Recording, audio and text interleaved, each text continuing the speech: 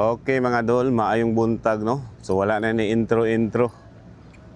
So naata karon din sa may Santa Ana ng Davao City. So atong i-update mga dol ang maong tulay dinhing dapitan no. Grabe.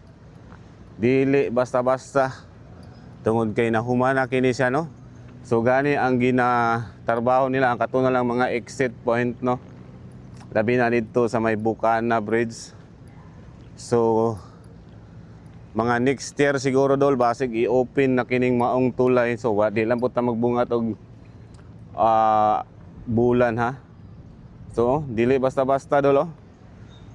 So atong mag-update ta sa maong ganap or sa maong tulay dinhi sa may Davao City.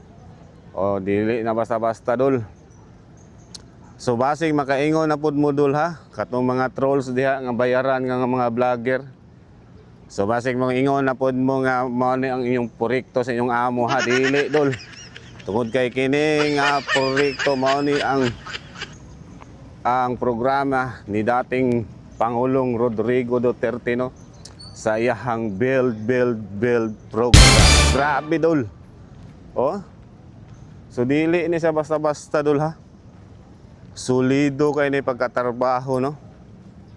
So napay mga portion dol nga ginatrabaho no. So mao ni ang Santa Ana Port no.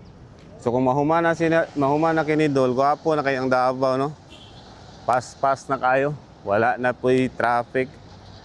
So kato nga area dito dol mao to ang Samal no. So diri ka mo sakay kung mag-island hopping ka no. Diri sa may Santa Ana ng Davao City. So grabe. So atong suroyon dol ha. Tungod kay dili basta-basta ni nga trabaho dol. So katong mga kuan di ha, basi mo ang angko na pud mo.